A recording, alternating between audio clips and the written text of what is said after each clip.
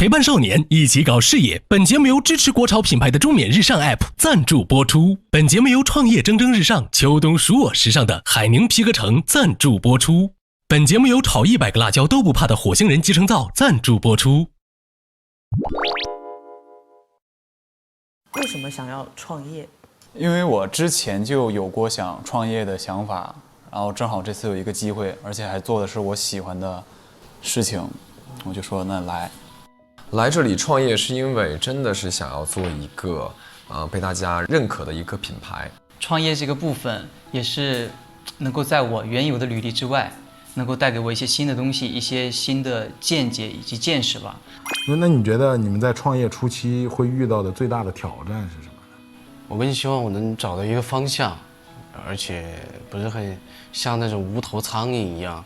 很可能是经验不足吧。对于我来说，我本身是没有创过业的，所以我觉得在这方面的经验和眼光肯定是需要学习的。最大挑战就是这个没有资金啊，资金很不充足。因为什么有了做服装这个想法？首先，衣食住行排在第一位啊，服装是大家平时生活中接触最多的东西。服装也是一个传达人态度的一个途径嘛，就是通过人的穿着穿搭也能说反映出一个人的一个个性和状态。我觉得服装这件事情就是大家每天都要穿的嘛，我想做的是有一些自己的特点，然后有一些就是让大家觉得不是很常规的 T 恤。尊敬的王子浩，诚挚欢迎您来到进场吧兄弟。我们荣幸地邀请您出席启动酒会，共同见证这一重要时刻。要求正装出席，我这身再套个西装就可以了。2025年4月28日星期一上午10点，地点河滨会1号楼20楼。期待您的光临，与我们共襄盛举。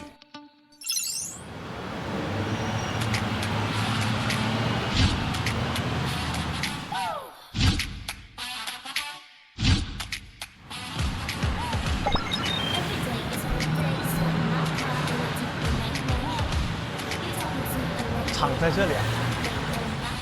大家好，我叫任一鹏，之前的职业是一名音乐人兼大提琴手。哦哟，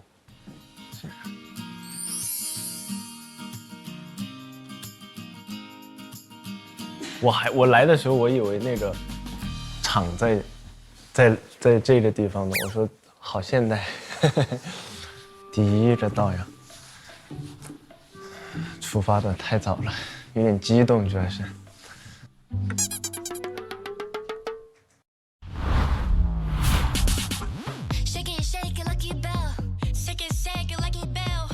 我是王子浩，原来的身份是一位唱跳歌手。嗨，哎，晚上好，你好，各位老师们好，好着急啊，发卡都没弄就过来了。呀。重新进来了，你好，你好，你好，你好，你好，你好，你好，你好，我们坐，我们先坐，我们先坐，我们先。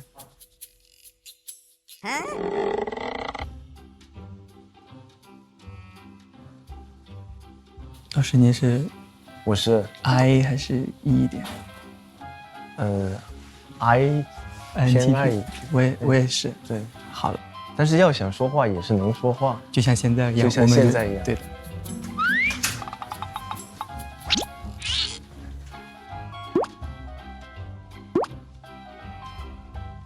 挺好的，挺好的，挺好的，挺好的，挺好的。我们，哎呀，没事没事。好。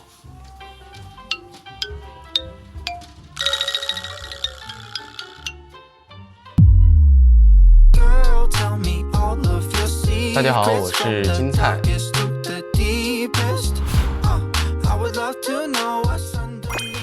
我的 ENFP 是快乐小狗，我可能会给大家带来快乐。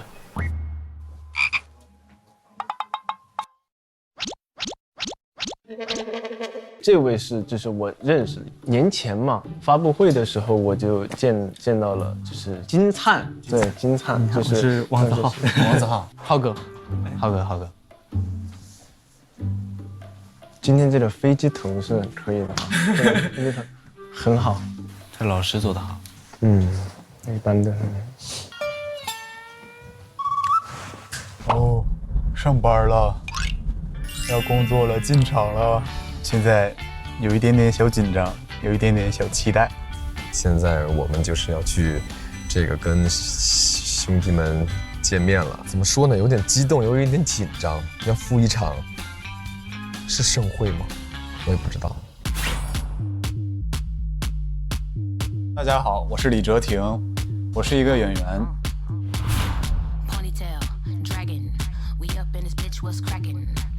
我是齐豫，是一名歌手，也是一名音乐剧演员。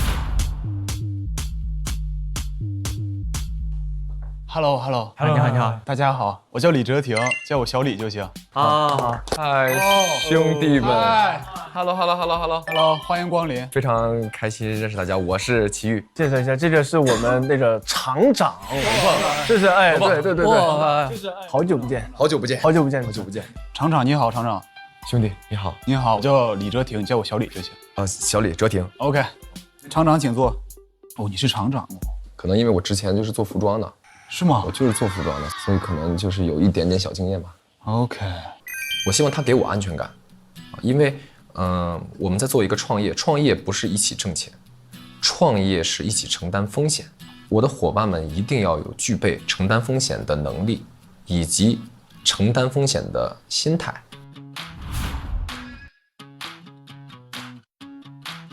大家好，我是石明星。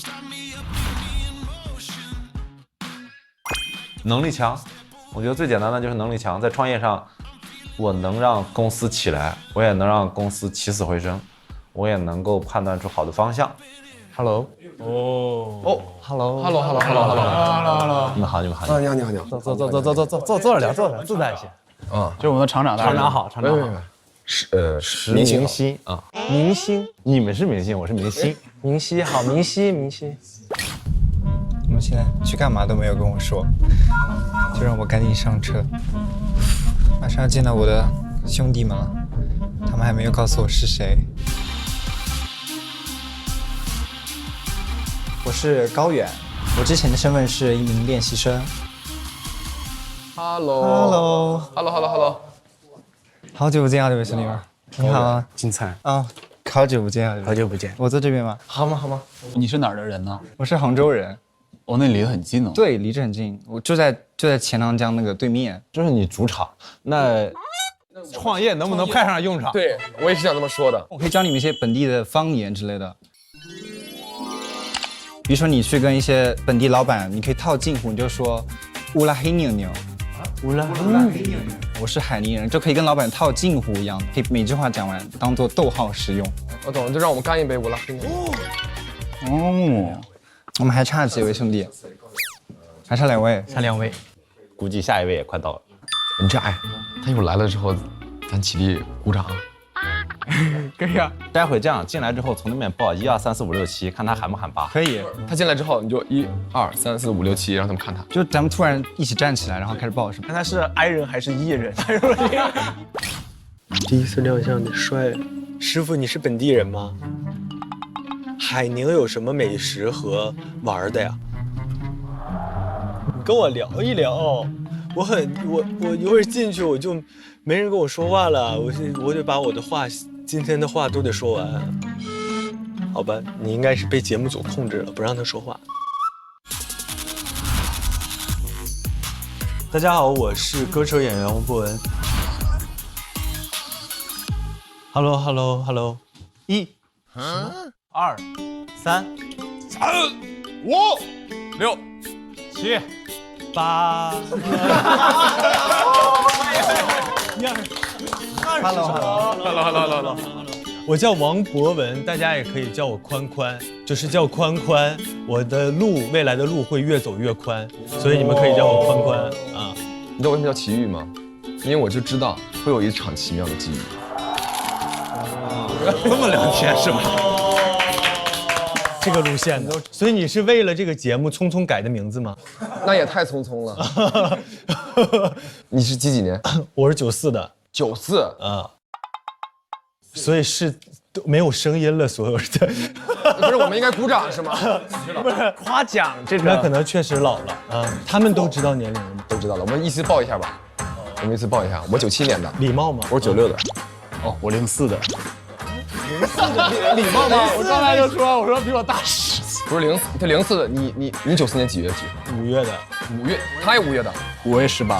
真的假的？同一天吗？我也18号。啊，真的！我跟你讲，我跟你讲，你俩这一握手啊，我不禁就想唱一首歌啊。10年之前。Hello。10年后你就成了我。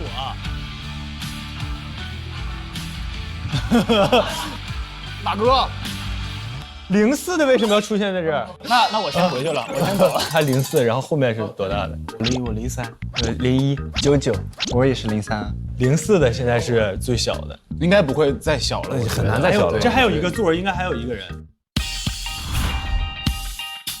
大家好，我是何德瑞。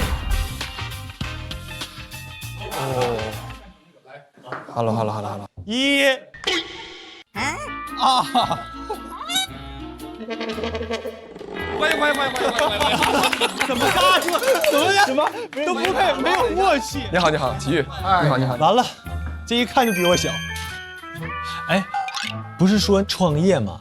就是每个人有一个，可以说一些就自己的特长、擅长的东西、擅长的技能，然后大家可以就是整合一下，然后就是往一处使嘛劲儿。从老大开始来啊，我擅长是这样的，喝。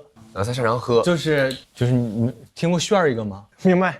咱这就是先认识了，咱们就先干个杯，然后以东北的方式，哎，就干一个，就是认识大家，很高兴。干一个。不用干。OK， 就我们随意，你干了。来给大家炫一个。好拼呐！溺水了那怎么？青年，悠着点儿。妈呀，我都冒金星子了，我第一回炫。那必须带着我的诚意来，很高兴认识大家。那就我们就是第2位表演呗，就是这个96的明星。我擅长数学，我本职是个数学竞赛教练。来，我给大家表演，要给大家出个题来。那别出题了。欢迎各位来到进场吧兄弟启动酒会，这也许是你们彼此的第一次见面，然后在接下来的3个月里面，大家会朝夕相处，共同作战。所以呢，在此之前，通过一个小小的游戏，加深一下彼此的了解。现在在你们桌子上有一些关于职场的标签，大家可以各自选择最贴合自己身份的一个标签，然后依次固定在我们的板子上，头像相对应的位置。从年龄最小的开始来。你为什么老 Q 年龄？因为我很敏感。你看，如果要是这样算的话，我觉得我是这个实习生，有可能实习生不用干那么难的活吧？那我选一个这个吧，扫地僧。热爱生活，还干活是吧？比较喜欢这个。但我跟你稍微普及一下，这个扫地僧的意思是非常非常厉害。那我要成为那样子的人啊，那可以，没有问题，非常向往成为那样子的人，反应很快嘛。我看的是这个，那也就是说你开心果，你很会给大家制造快乐。对，那你先讲个笑话吧。哈哈哈。沟通方面，我能起到一些比较有效的沟通吗？平常也比较晚睡，如果说我们白天有什么工赶不完的，我晚上可以加班。我工具都带的挺齐的，什么电钻啊、锯子啊那些，就是。除了做歌手以外，我做过很多的这个副业，然后我觉得就是我自己在这方面嘛，可能还有一些小经验可以跟大家去分享。霸道总裁，拿一个能够说服我们的理由。这是因为这是现实生活中的身份，包括我出现在荧幕前就是这个身份，大家都喊我石老板，网友啊、粉丝都喊我石老板。老板，我要这个吧，青年，就是比较想小一点，显得小一点。我们都选完了。这是1楼是吧？1楼。我们的行李箱，我的妈呀，行李也要放进去，根本放不下。哦，咱们9个人哪来这么多行李啊？谁又带吉他了？哎呦，哎，这车，哎，这么包起来有点酷哦。大金杯，来接车仪式啊！慢点，有点过不入，慢点。这车咋开？这不那啥吗？这车咋开？这个得 B 级本吧？没有，蓝牌。哇，这不是那个老头乐，这个好啊！各位兄弟，我们的进场生活马上就要开始了。那接下来，请你们选择你们今后出行的交通工具。那第一个套餐，大车能拉又能装，180块钱一天；第二个，小车共享惬意，80块钱一天；还有呢，第三个就是我们的极简餐，独享小电驴的自在，200块钱1个月。我们一台这个，一台那个，是吧？我们选绿的行吗？我选黄的行吗？不行，那寓意不好，证明我们生意要黄。这样一路绿灯，选这个好不好？这是黄金的颜色。哎，那也行。那我拆这个吧。你真可以啊！你能开吗？我开过呀。它是手动挡吗？它应该是，我是手动挡。先看看。啊，你会开手动挡？哎呦，哥你慢点，哥。我的天哪！哎呦，还会起火呢，太厉害了吧！会了。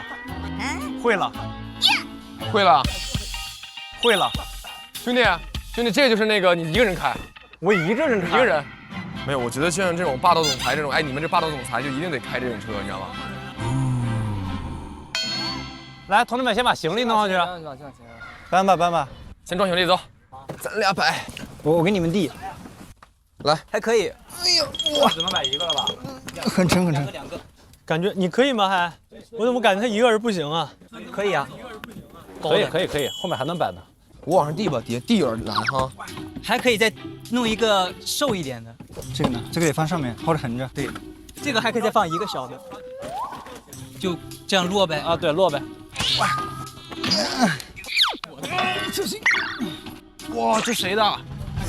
这个好像不行，这个。要么横着。哎，车已经。这个车我开始渐渐不敢开了。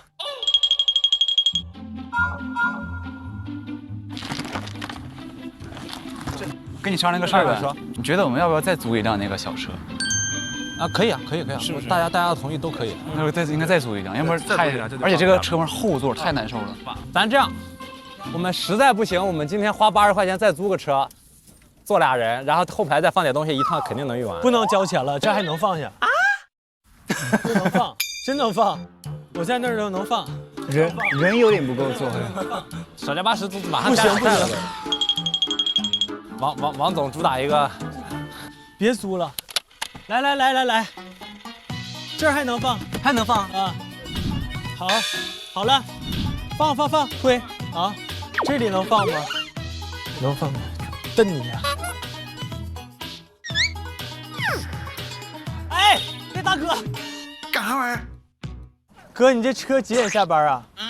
你几点下班？王总，那车不行。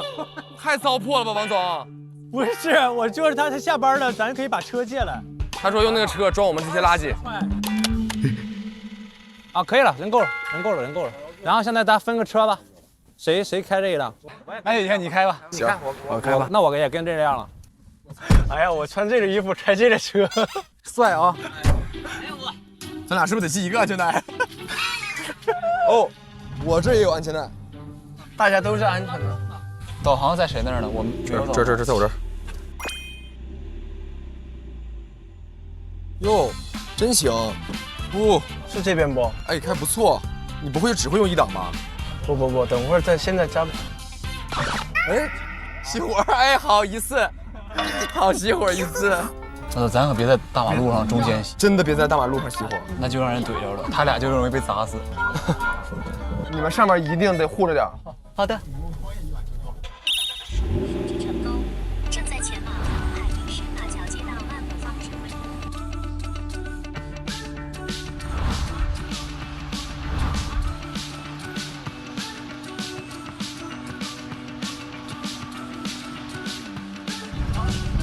一把不行，好像。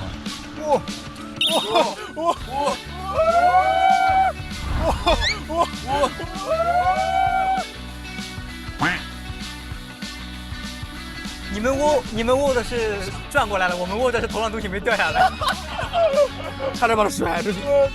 我这样的这样。呵，男人的挂档的时候真是啊不一样啊。比心，哇，你比心真的人间尤物，我的妈！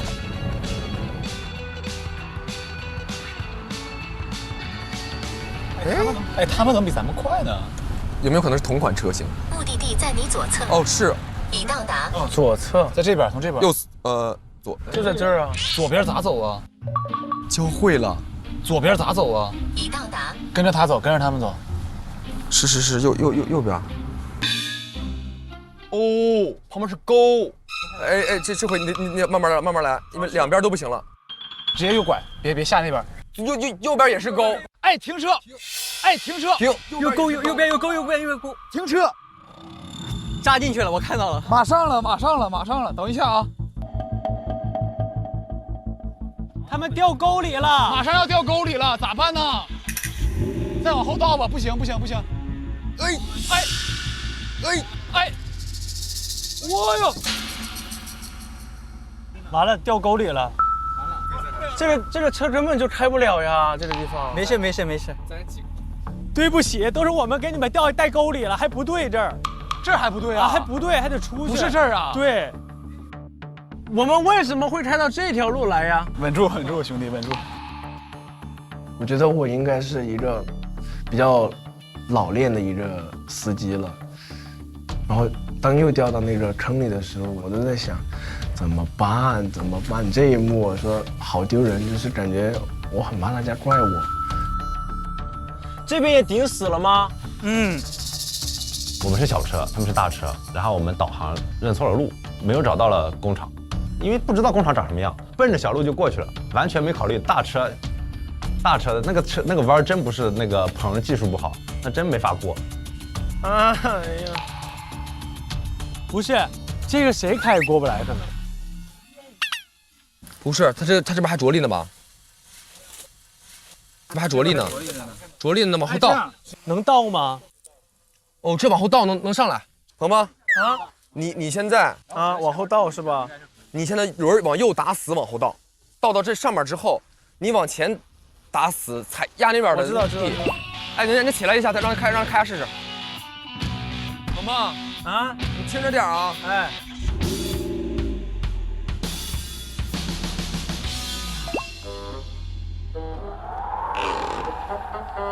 哎，这车是前驱车，它前面镂空了。这是前驱车呀？这是前驱车。这么做出是干什么了？哎，他这个拍个节目，我们走错路了，然后他这个大车刚刚陷进去了。这么大的车子，怎么这个地方？可是压了人家的庄稼了吧？是。大爷，那个压有事儿吗？那这个东西。你要赔的呀！好啊，对不起，叔叔。待会赔人大爷，赔人大爷。大爷，您看一下，待会儿我们要赔您多少？不好意思啊。不好意思。当时他们都没有想到这一点吗？没有。那他这么倒的话，咱往后推，他能给他劲儿上吗？干啥玩意儿？不是，你看准了倒啊！哇，这个画面简直。这样不行吧？等下，咱们先推得了。3、2、1，走！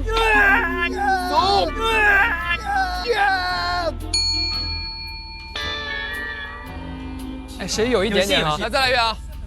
哎，全部的人来帮我那个推车，我也觉得特别危险。我觉得这是一件很蠢的事情。我觉得怎么可能推车就能把它推起来呢？但是大家给我想了各种办法，说把车推起来，这那，就是我会觉得大家好像真的是想拯救我，拯救这辆车，然后我们能够过关嘛，能够通过这条路。来，再来一遍啊！来，3、2、1，走！有点重啊！一起起来，我在中间，来。3、2、3，你在海面。3、2、1，走！哎，3、2、1，走！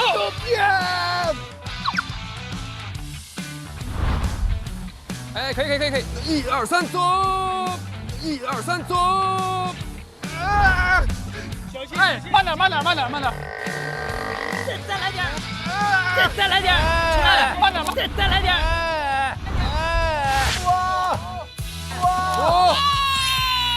出来了，起来了，起来了，起来了，起来了，起来了。你们让一下，让一下，你们让一下，我往前面上，我知道，我知道。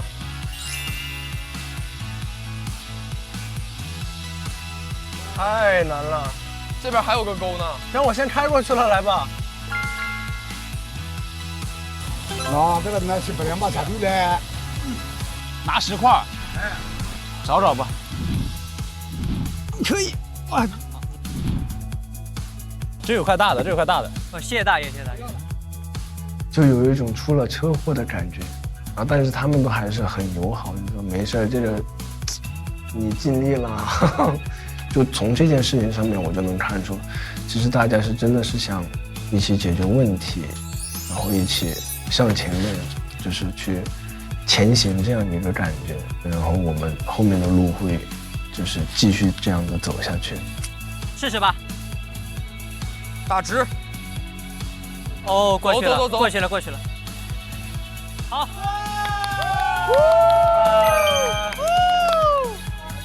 Yes， 兄弟齐心，合力断金。来，手太脏，这样吧。刚上来就这样了。对，兄弟齐心，合力断金。通过这个，我们已经找到了整个的目标和方向，大家劲儿是往一块儿使的了，所以我觉得这是一个非常好的开始。走吧，我们先走吧。走吧，走吧，走吧，走吧，走吧，走吧。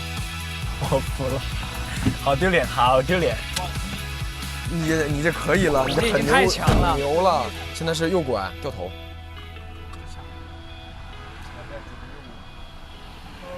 这个事情完了之后，人都变得沉稳了，人都不知道。这里是吧？对，稍微慢。哇！是不是那个？我最近的就是那个了，那么大个房子。在哪儿呢？这边。到这儿，这个是红房子。那你觉得这里面豪华吗？必然豪华，里面自动马桶什么的，这个是戴森吹风机。所以是这个地儿吗？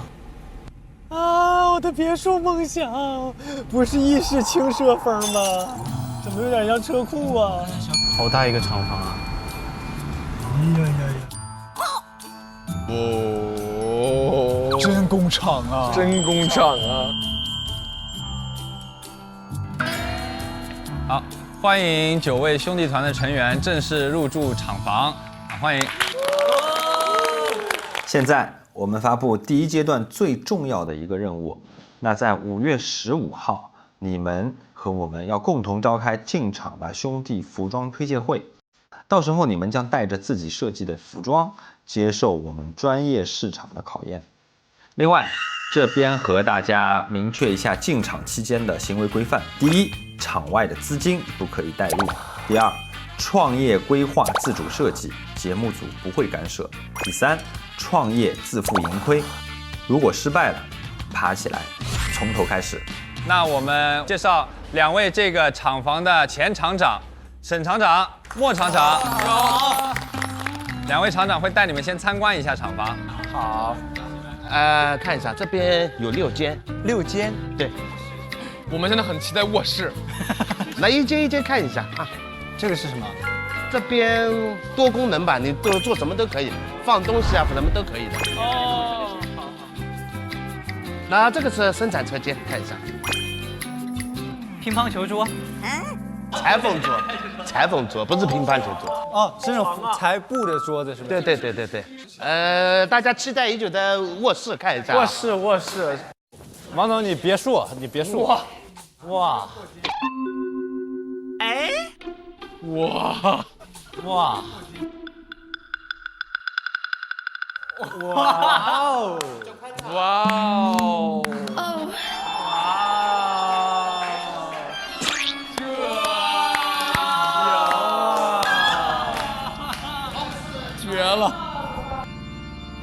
绝了！兄弟，先抱一下，太难了这。没有褥子。我们有褥子吧？没有床垫，自己配。对。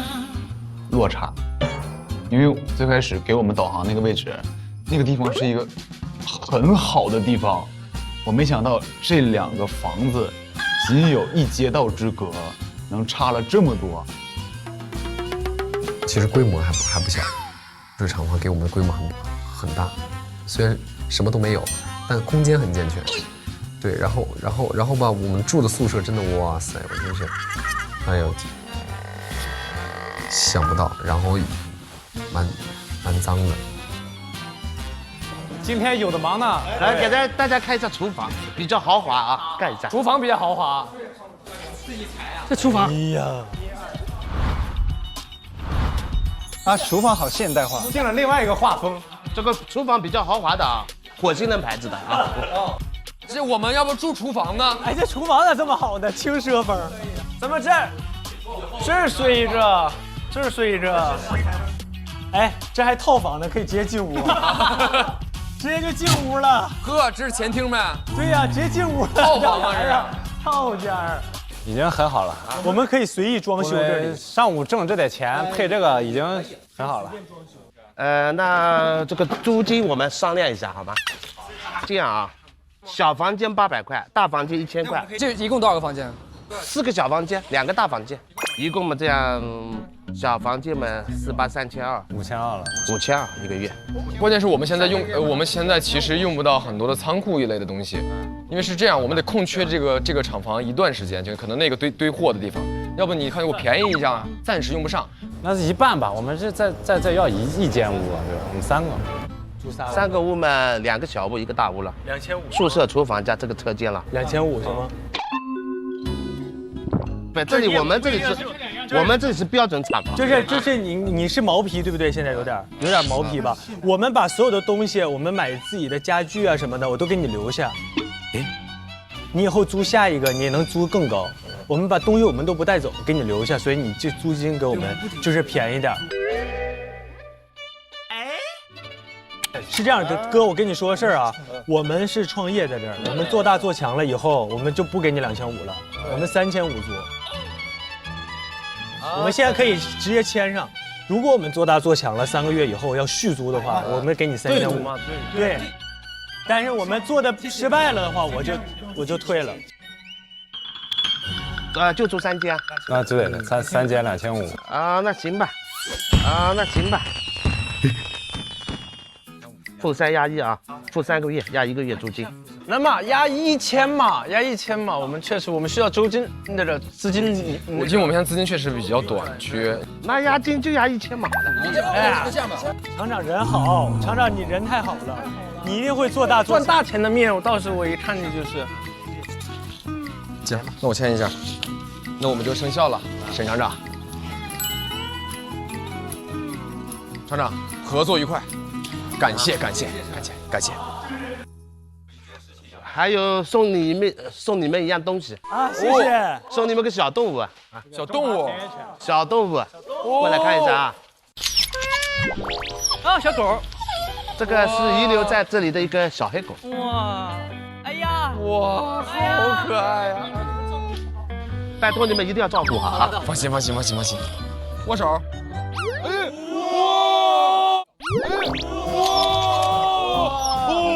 天才！那这样啊，祝大家入住愉快啊！好，我要告辞了啊。然后有什么问题随时可以找我。祝你们长月拜月，好吧？好，谢谢您吉言，谢谢。我们的生活物资到了，各位这样，先把自己的床认了，铺一下。好，那怎么分？年轻的睡上面，腿脚好。那我睡下铺吧，我毕竟这么大岁数了。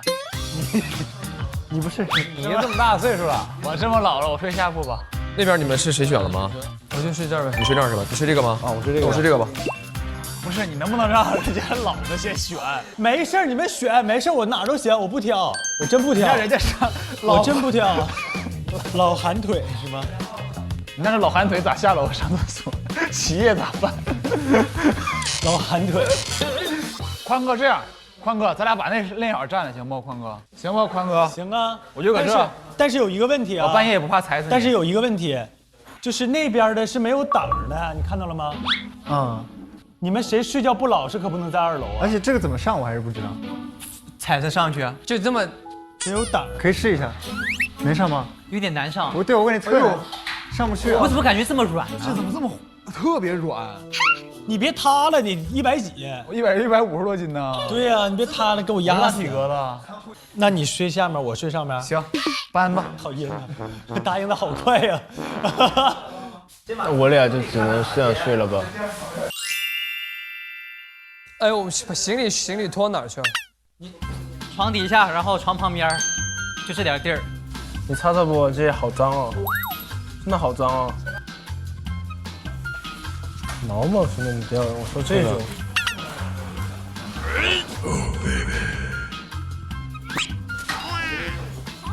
不要过来！裤子咋办？他说换就换。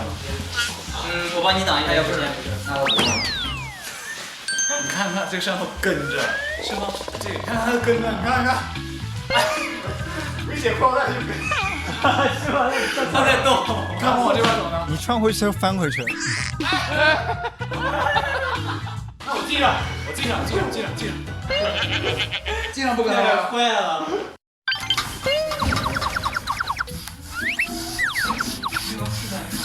好脏哦！我有这个滴露，你们可以拿这个消毒。好脏啊，好脏啊！你有洁癖啊，鹏鹏？还行，咋啦？我看你挺能擦的，可能有点儿。不是，是真脏，是真脏。反正小李肯定没洁癖，好糙啊过的。你啥都扔我床上，然后你现在骂我，我真服了。你把我下铺你看，哎，这本来是我的下铺，我一点都没动呢，我都没上过床，全扔的是他的东西，说我顾着糙，不是老铁，真差劲呢，你可，真笑死了。你还想要不要？你看我这吃的，我要不了一点，你真差劲，我受不了你。可以不？啊？哎呀！哈哈，我太阴了，还好带了这么多吃的。因为他们说你要带的东西要多一点，然后就像在那生活一样。那我一听，那我得全了，因为我这个人，我生活得过得可爱，我的工作才会可爱，所以我把我能带的东西，我尽量都带了。哎，你们谁喝咖啡啊？这儿有啊，连卸妆的，你要吗？我带挂烫机了啊！哎，驱蚊水有人要的吗？制冰机，哇，眼罩要不要啊？拿出来2个，夹板吹风机，我还带了湿厕纸，谁需要？哎呀，东西太多了。哎呦我，哎呦呦，咋的了？怎么塌了？老师们快跟镜头，快！什么叫塌了？你说话注意点，什么叫塌了？危房啊！床塌了，床塌了。啊，还好，还有掉字儿。我不行了，我。哎呦我。很抓马，这一天出了那么多事情，我很喜欢把床单掖在里面，我就想铺的整齐一点，睡得也舒服。不，他不就不到处跑吗？这被子。哎呀，我也没想到它就是一坐就塌呢，塌了起不来呢，挺有意思的。今天大家第一天入住厂房，我们也为大家准备了一个导演组福利大放送。哦，哇哦！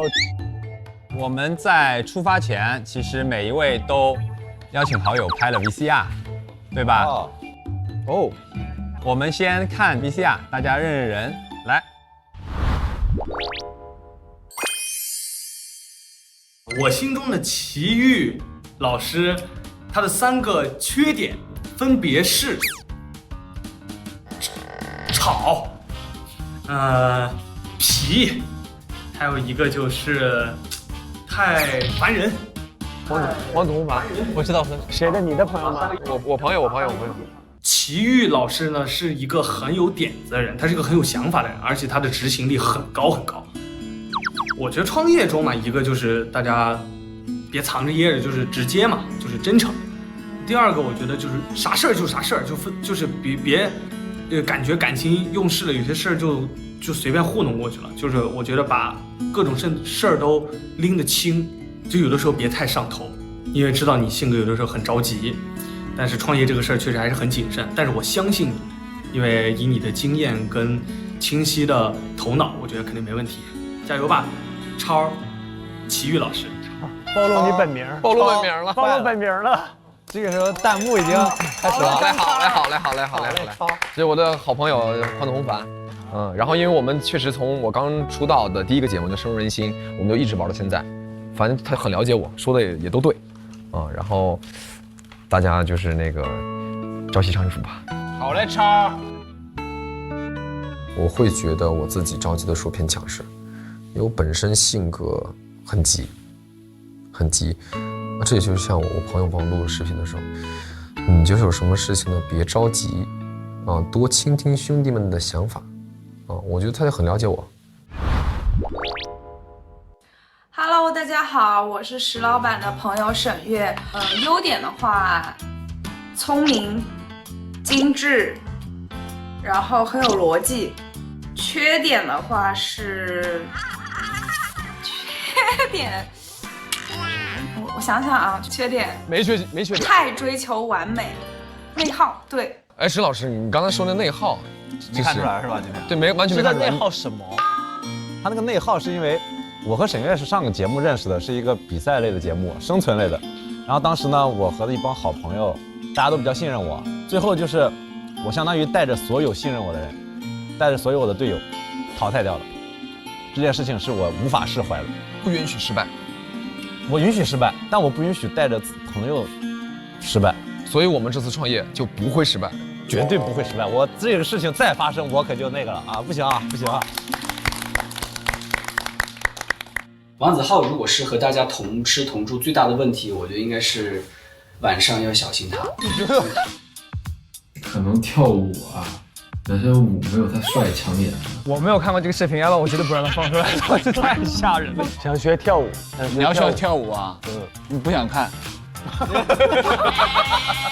因为我觉得他也是那种一直创业一直失败的人，一直创业一直失败的。你走吧，行吗？你走吧，拉黑。他其实蛮擅长就是跟人打交道，反正他是当不了队长之类的。我觉得这没有队长。我觉得他最大的反差就是他自己不觉得他唱歌难听。你们4个人，其中有3个人可以帮忙要钱，谁第一个来？喂，咋了？第一，我现在在进场吧，兄弟，我需要你帮我向节目组要500块，你帮不帮我？谁？你帮我找节目组要500块？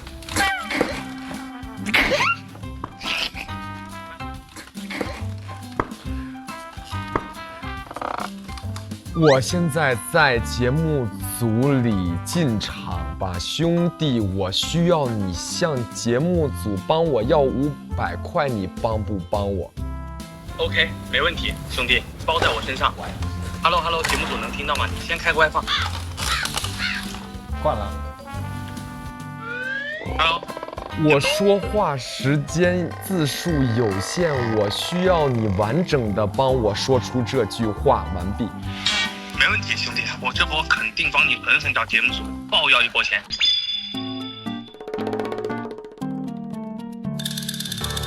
要多少来着？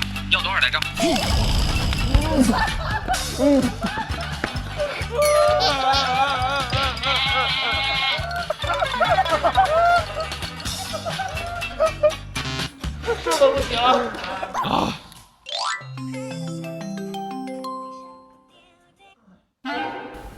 喂，我现在在参加进场吧兄弟这个节目，你现在管节目组帮我要3辆电瓶车，你跟他说话。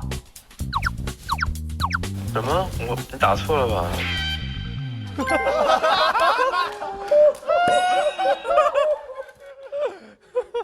说了你要干啥？你帮我给你经纪人打呀。你帮我管节目组要3辆电瓶车，你现在说话，我帮你宣传你的演唱会。喂，不好意思，我票卖完了，没票了。你要干啥？你必须这一次说出管节目组要3辆电瓶车，完整的说出这句话，要不然我就给你拉黑。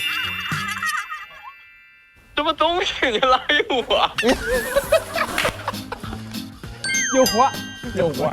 好了 ，OK， 任务失败。我的电瓶车，咱这两个朋友都咋的了？哎，你给我转500块钱，我立马说出来。他说让我给他转500块钱，他立马说出来。哎呦我，还管我要钱，哎呦我行了，你下去吧，下去。哎呦我的妈呀，你能气死我！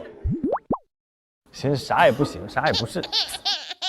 不，咱俩这两个朋友怎么了？可不是咋的，真不行，真你这关键时刻一个都用不上。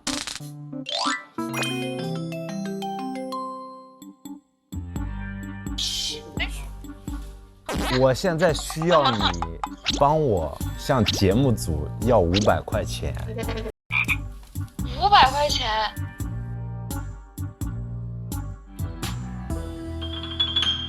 给他，节目组给他，节目组给他。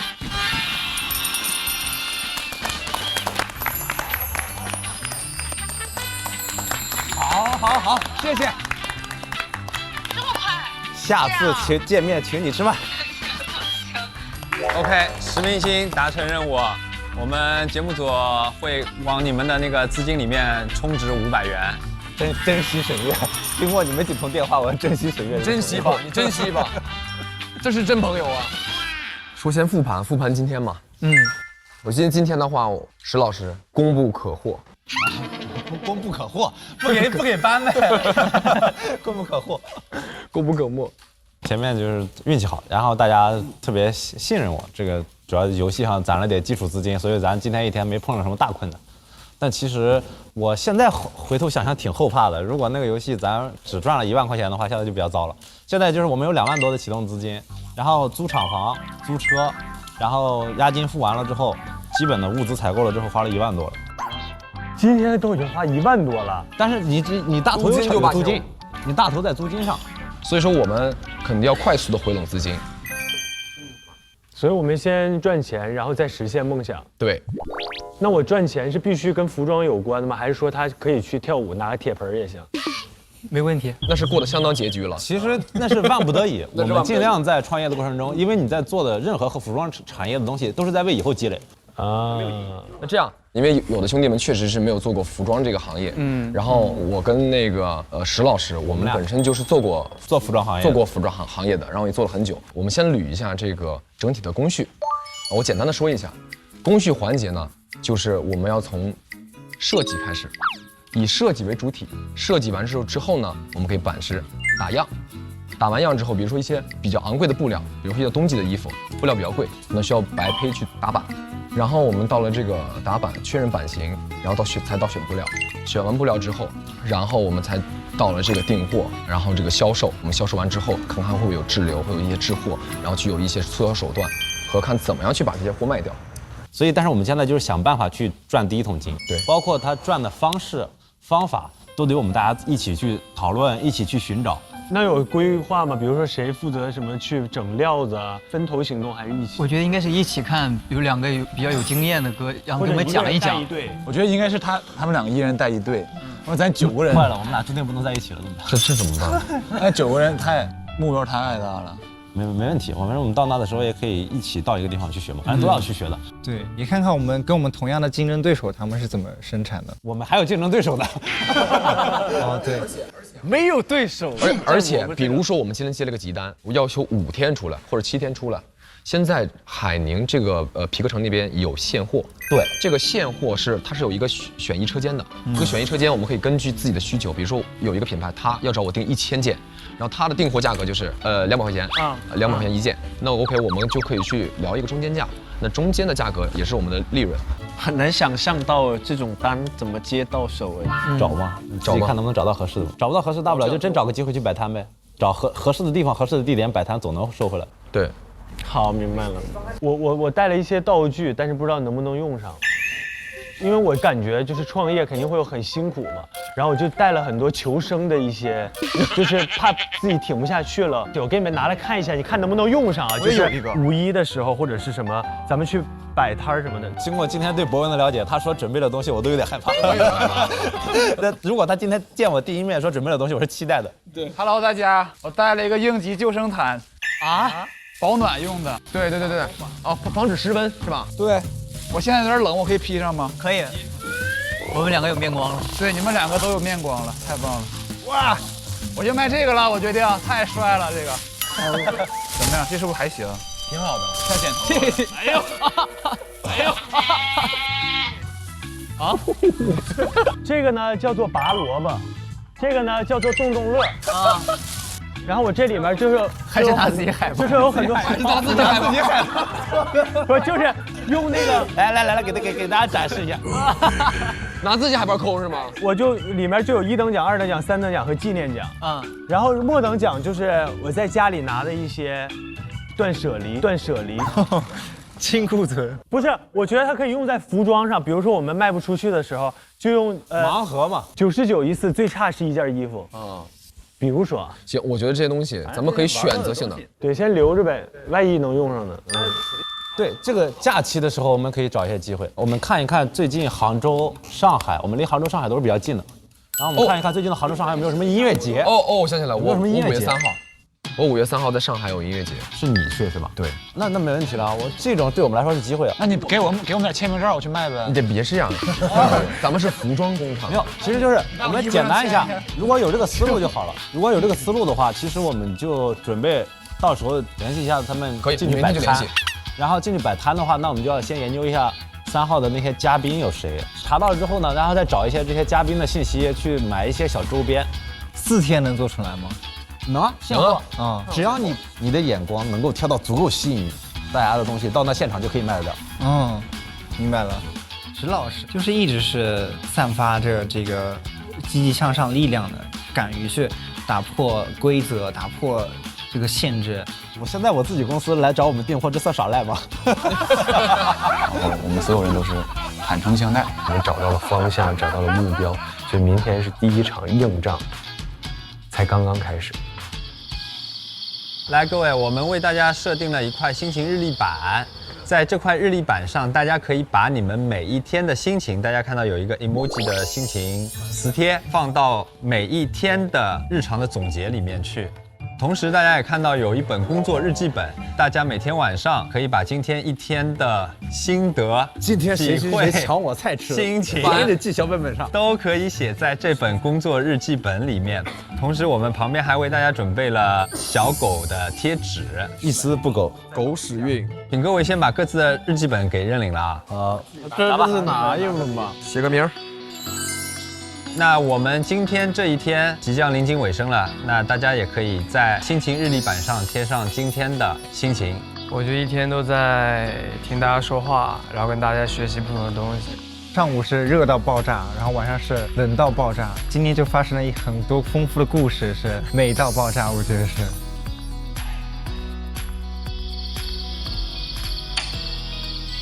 我明天可能不在。 那明天我们10点集合出发。OK。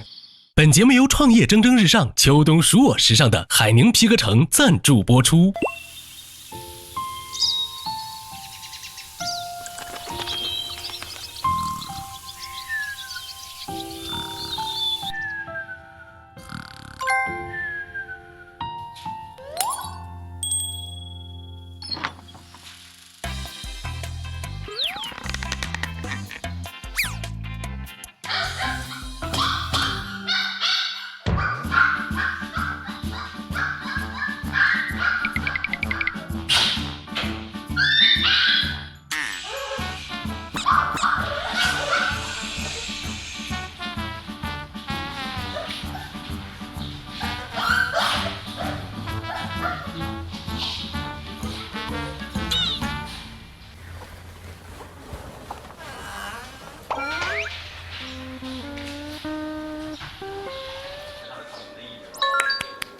起床了，兄弟们！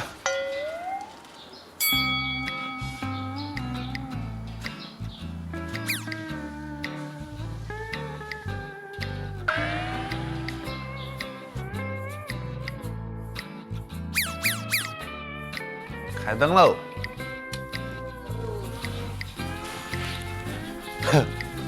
大家没有了第一天的精致。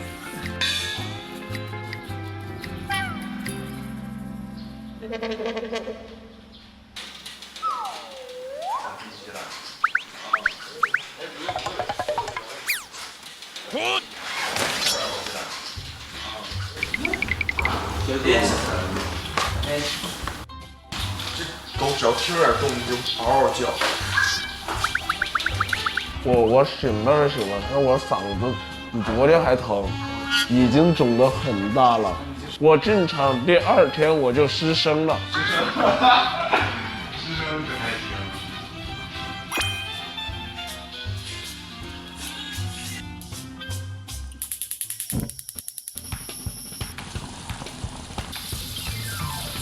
几个人吃？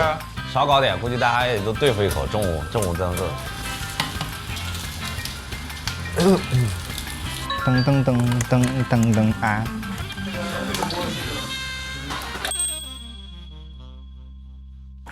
行了，我去继续弄头发了。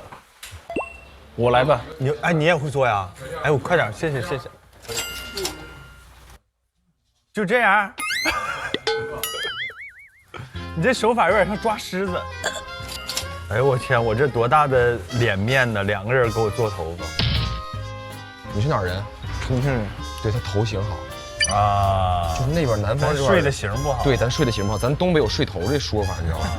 他们那边不那么睡头。我要不做头发，我跟你说，就像被拍了板砖后面，然后前面像被车压了。看大家都在化妆，我也会打一个最基本的底。后来我发现不对劲了，不是说到10点了吗？10点多怎么还在捯饬头发呢？当时觉得这个东西很浪费时间，是真的。感觉你应该是没有用过防晒的人。你看，哎呦我，哇，你怎么这么淡定？给我多喷点呗，我再来，我脸上喷点呗。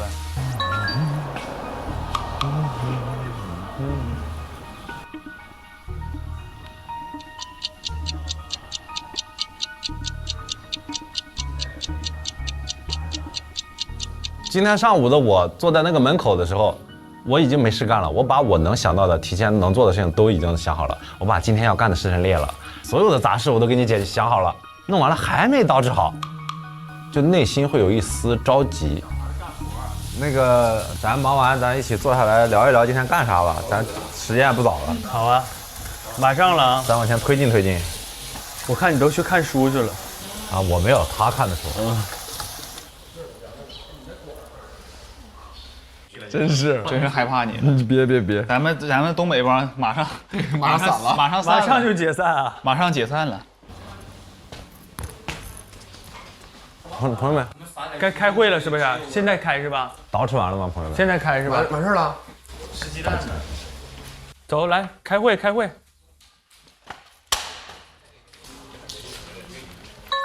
老大，别捯饬了，够帅了。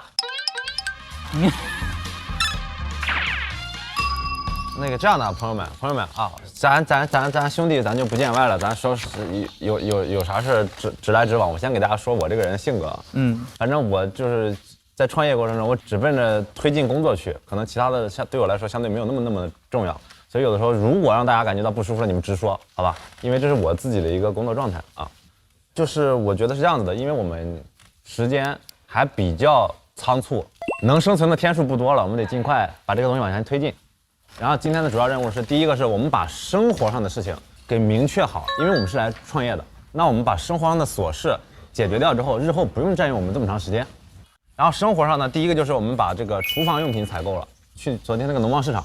然后接下来就是肯定大家今天要开始正式步入工作了，去一下那个面料市场、辅料市场。然后那今天时间安排其实还挺紧的，因为现在已经快中午了。我们午饭咋解决？要不然你们就采购，我在这儿给做饭。好嘞，那行好，那我们走自行。金灿，你开那个小车带他去找那个大爷，可以。然后我这有现金啊，你自己到那看决定赔多少。行。后面开一下。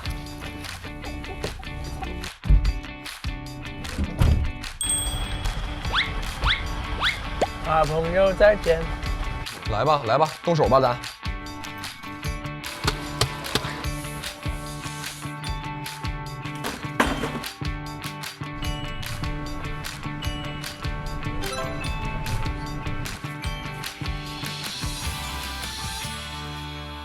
老板拿点基本的佐料，我自己知道炒菜啊、烧菜啊，每个佐料干什么的，就基本做菜炒的、烧的，然后和卤的都可以。我只是说好多年没碰了，有点生疏，但是基本功肯定都还在的。老板，有些货我来稍微退换一下。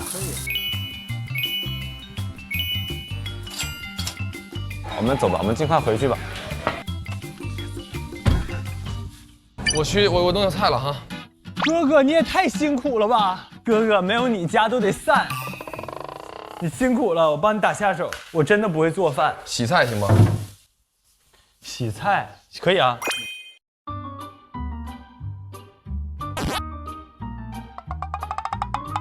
他跟我互动上了，真假的？你看，吃不？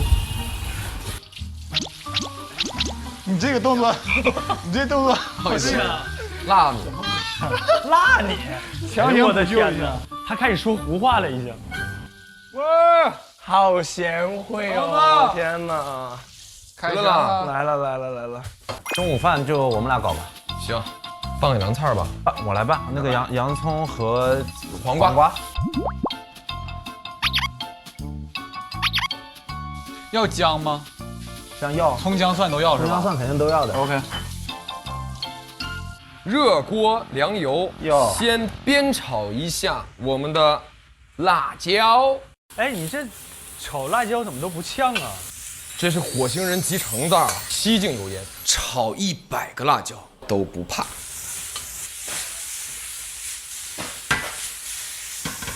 准备开饭吧，咱把碗那个筷都摆好。这个1个、2个菜、3个菜、4个菜、5个菜。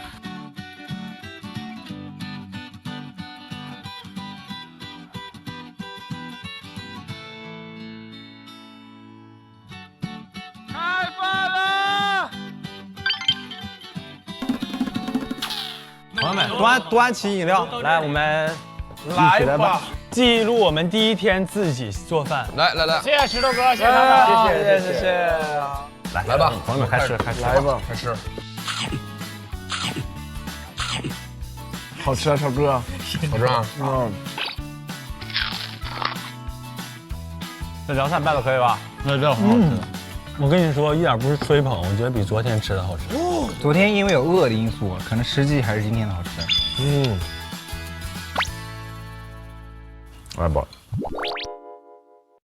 现在就是，我觉得逛原料市场和辅料市场，主要让他们学一学，知道一点，然后短期内那个摆摊肯定用不上。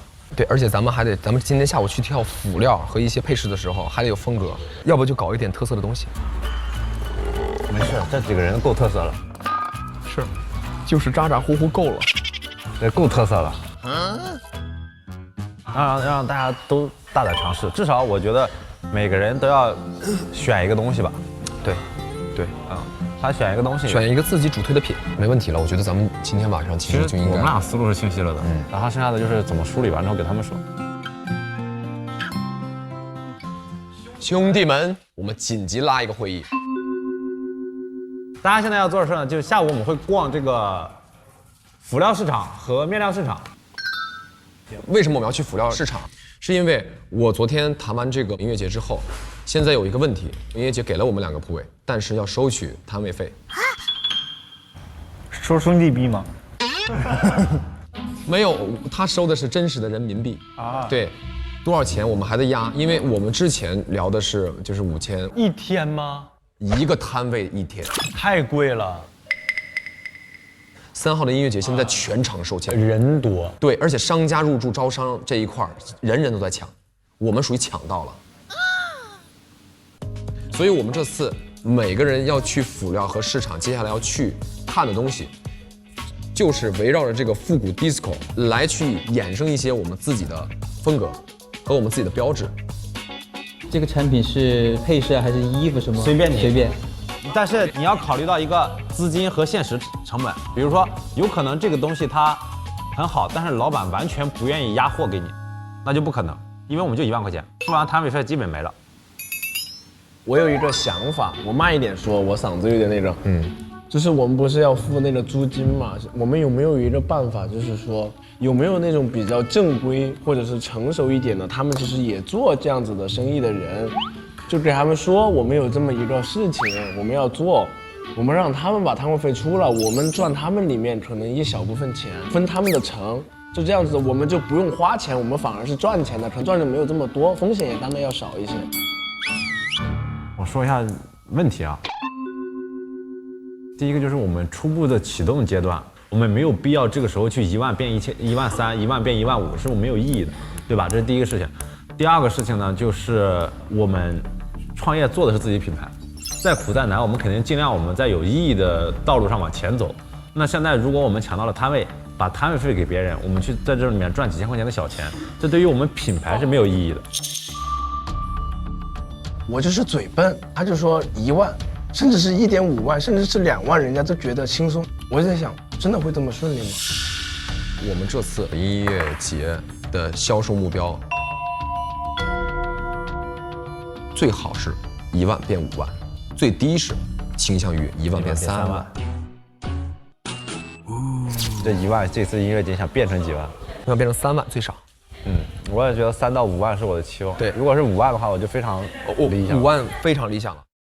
就除去成本摊位费以后，对，因为现在我的这个账上就是1万块钱了。对，我们希望5月3号之后，我们账上还有5万块钱，这样的话就够我们下一步启动去做其他事情，就可以出单品了，我们就可以出自己的单品了，出自己的 T 恤这些东西都可以了。其实我们的本金也就够付那2个租金。我其实是不太想冒这个险的，因为可能是我认知的问题，我没有在那种场合摆过摊，因为在我的认知里可能就是觉得回不了本。也是因为想的特别简单了，这毕竟不是儿戏。我们要知道正常的集市跟音乐节的集市它们的区别在哪儿。首先，大家真的是目的不是逛街，而是去看演出，整体会特别的混乱吧。我其实没考虑到受众团体。这个机会在我创业的路上以来，你没遇到过这么好的机会。就你在创业起步阶段，不会有人帮你，你也不会有这种的，你这就不叫从零创业了。所以这就是一个低风险高收益的事情。包括我们的品牌也不是说就为了录完节目就结束的，我们品牌也绝对是要真实的做一个品牌。如果真的做不下去，那算我们不行。好，没问题了。 OK， 我也没问题了。开始开工，那走。走吧，走。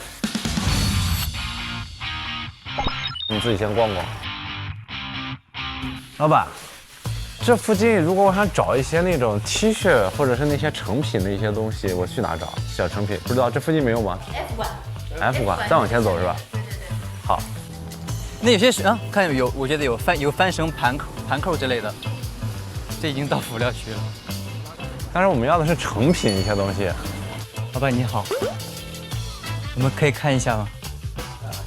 哎，这边有点意思啊，配饰是吧？像。这个是腰带还是？这是配料。我们先标记一下这个店。谢谢老板。这一块全都是我们想要的东西。我们去到了布料和辅料市场，对所有东西都没概念。然后我们跑几家就知道不对了。那当意识到不对的时候，我觉得没关系，走了弯路也是进步。您好，这个我们想过来看一下现在已有的面料。我这边都是羽绒服面料。羽绒服面料，就夏季一般在哪个区域啊？就是这里面。你得自己找。啊，您不太清楚。没事，咱出去溜的。谢谢你，麻烦你了，麻烦了，不好意思。谢谢你。我们有偏夏季的吗？都是秋冬是吧？您这也是属于辅料吗？这是主料面料。谢谢老板，谢谢老板。啊，谢谢老板，天麻烦老板，谢谢，谢谢。超，就现在我已经不知道咱们3号到底是什么计划。如果是还是那个原本的计划，我们确实要去搞那个成衣，就是半成品，就一定要半成品，就是这种，对，就是这种，我自己再画一个什么都对。但是如果要是说你要是5月3号不用了，咱们以后就做一个咱们的品牌，那我们再去从辅料看。对，我们可能再稍微加快一点。好的，走。4点半，咱们那边4点半5点可能要关门呢。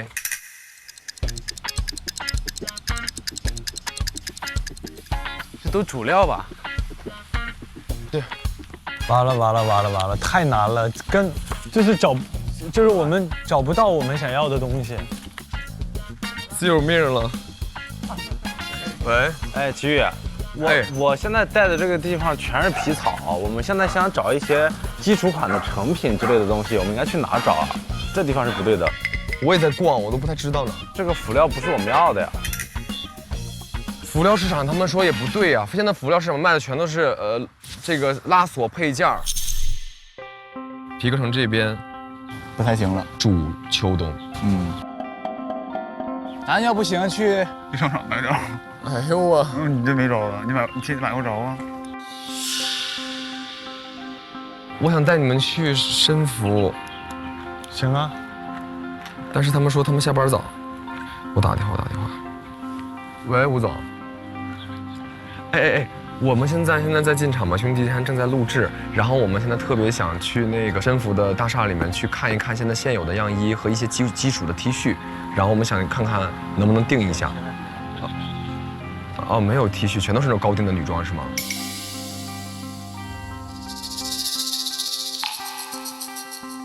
我们现在是这样吧，我们联系一下袜子，先把配饰给做的呢。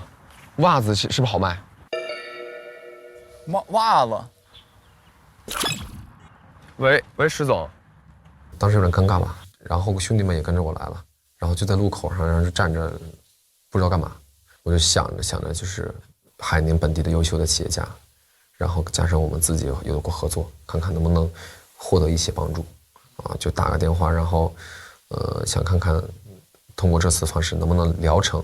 我们就想去这个 Stance 的工厂去看一看，这个袜子，了解一下，比如说我们现在有没有一些成品的袜子，一些基础款，然后我们能做合作。兄弟们，我们直接去。现在这个是 Stance 的袜子工厂。行，我知道，那我去找你们吧。好，袜子我知道。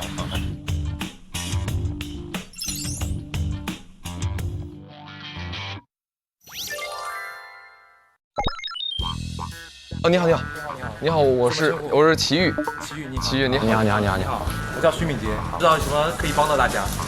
哦，这是那个篮球袜，你知道了是吧？袜成本老高了，我知道，真的，这袜子100多一双，200多一双。然后我觉得这次我们就看一眼，然后不行让他推荐点。你没听那老板说吗？他们这里在招工。好，我们可以来这打打工，挣点钱啊。老板，我们先参观一下呗。好，行。对，我们这个工厂名字叫 Future Stitch。这下面就是我们的配对车间，就是把左右脚袜子给配起来，配成一对一对。配对结束以后，它就会放到那边去做包装，然后做一个把商标放上去，打一个针，然后它就可以作为一个成品可以卖了。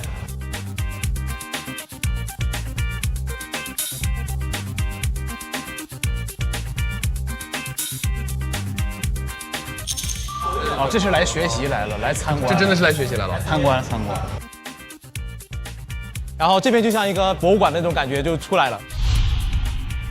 这个喷画是非常很难创作的一个艺术品，对，是我们这边比较引以为傲的一个。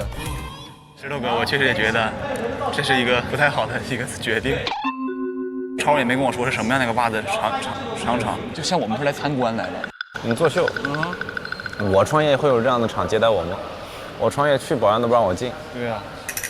然后很多这些艺术品的他们的花型也好，就是和我们做品牌联名的，就等于是我们把一些元素放到我们的袜子上面。那如果说我们加入自己的想法和元素做一双袜子，再加上包装，我们可以出售，需要最快几天能一批货呢？如果是比较快的话，我估计1天到2天我们就可以出成品。如果这个袜子已经比较现成的，然后我们直接做一个打印的话，那就会非常快。真的啊？比如说我们现在有一个活动要想要订购袜子的话，我们最低的起订量大约在多少？一般我们是在2500双。什么？多少钱？最低起订量2500。老板，我妈叫我回家吃饭，我先回去的。但是1天就可以返货。2500双，起购，最低起订量。那走吧，那回家了，超。记着，咱等咱做起来的。对，咱们先记着。这个品牌，首先我们合作过，我们很了解他们的品牌调性，是一个国际品牌，是一个好的品牌，而且品牌影响力比较大，本身它的质量和它的定价就在那里放着，我觉得这件事情可做。情况和我们想的不一样。严格的从商业的角度来说，那确实是有些这个天真无邪的。然后我很好奇，这个事情到底是齐豫老师自己做的决定，还是节目组引导他做的决定？我们俩走，我们俩聊一聊，我们俩出去聊，散先聊一聊。我实在是看不下去了，真的，就是大家有点太把这个事儿当回，就是开玩笑，我就觉得务实一点，脚踏实地一点，不要把目标定得那么高。就是想的不要太美好，这个上班并不是一件很美好的事，把这个事儿当成一个儿戏才是一件很儿戏的事儿。就是所以说要坐会儿吧，唠会儿。然后甚至我还听到了那个咱们其中有一个团员说跟人家合力分摊，咱们抽成。我想你但凡是做过一点点生意啊，哪有这个白捞钱的这个活儿？你做过生意吗？我做过。你做过什么？我之前干过咖啡。干过咖啡，开过店，我跟我朋友一起玩过，赚了赔了，赔了。所以说所以赔了是好事儿啊。创业过程中很正常，就比如说我们今天来逛面料和辅料市场，其实就不该我们今天来啊，来了我们在那也不知道干啥，来了我们啥也不知道，不能太假大空。等他们晚上再聊了。哎，老板，我们这个工厂是只做 stance 还是也做代工？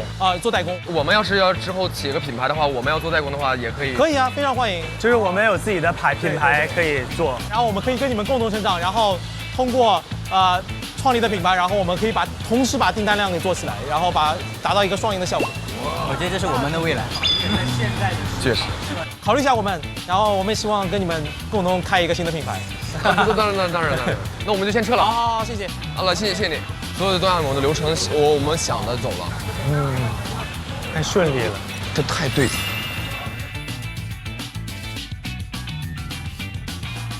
我们去哪儿？哥，回家。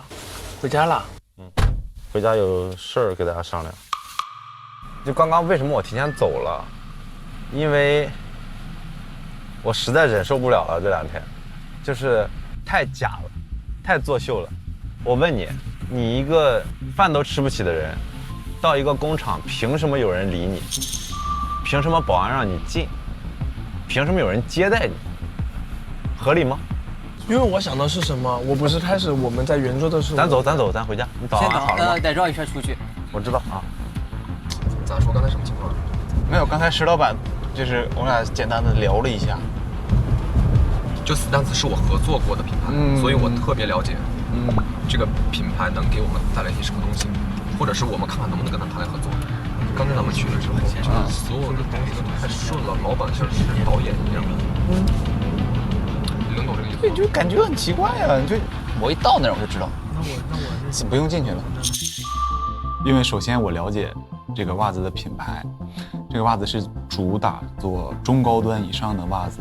我觉得对于我们现在目前的状况来说，还涉及不到，这就让我觉得落差相反有点大。今天去这个皮革城其实是没有什么问题的啊，但是接下来的一步确实是那个，我就有点没想到哈，好像我们点了 F 键开了一个小外挂。既然出现问题了，也是挺好，大家一起解决嘛。要出现，要一直没出现问题，大家都憋在心里，哎呀，挺那个什么的。其实，我们是这里面聊吗？不用，坐门口聊就行，聊得自在，就谈新局。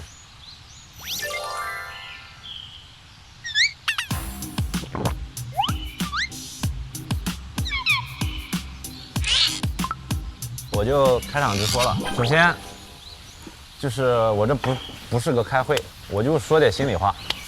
我先声明好，不是说教，不是骂人，我自己也有问题，但是我说的是真心话。就我实在忍不了了，这2天，就是这2天，咱的路子好像不大对，这太假了。就是你正常，你几个人创业，他不应该，也不可能说你到一个厂，人家有人接待你。这太假了，这个东西它是作秀，它不是创业，就是你不科学。说白了，你去应聘保安都不让你进，这是正常的。你去招小时工，人家招老太太都不会招你，因为你老太太干活比你好。然后我们今天去辅料市场逛了1个小时，发现我逛错了，那怎么样呢？哎，我们至少那几个哥们儿，我们知道了辅料，天天听我讲辅料，知道辅料是啥了。可能我们一天下来，就这一个进步点，哇，效率极低，但这是真实的创业，对吧？我现在说的这东西不一定对，只是我个人感受。说完了，就是能做一起做，不能做咱就散了。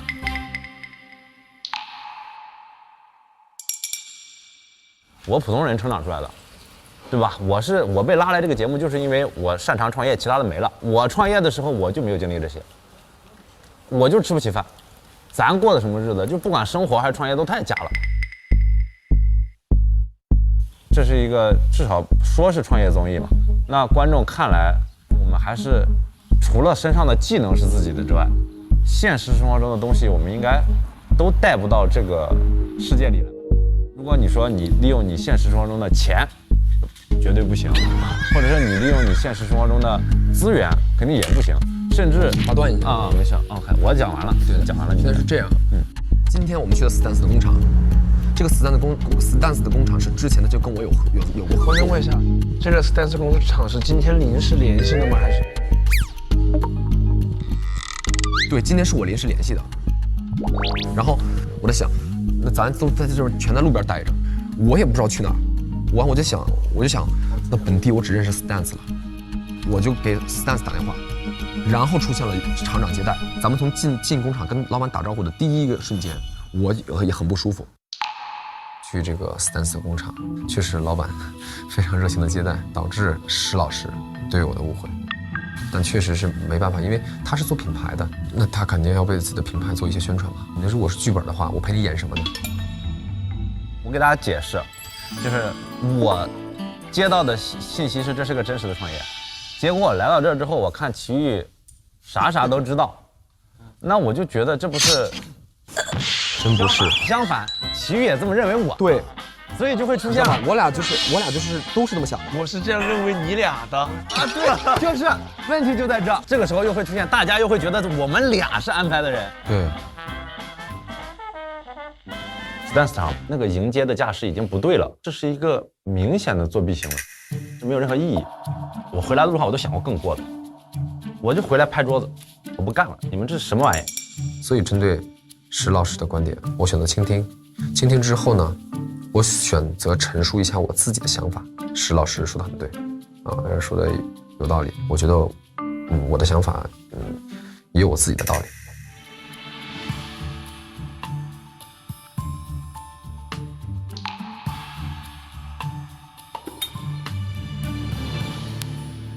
第二个就是这2天相处下来，9个人，目前我们的氛围就不对，但整体这个氛围是每个人的责任都在里面，就9个人的氛围。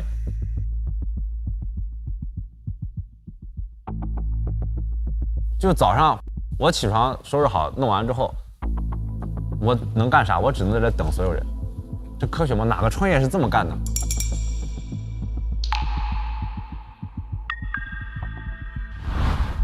哎我天，我这多大的脸面呢？2个人给我做头发。那到了9点多、10点多、11点多，还在捯饬脸、捯饬头发。我知道大家可能有形象需求或者什么样的，这很正常。但是如果你有形象需求，那早起你自己解决啊。你要么你就顶着个素脸出去，这是创业节目呀。如果是我创业，我绝不会选这样一个团队，因为这个团队注定失败。这个团队是个垃圾团队，这个团队是个垃圾团队。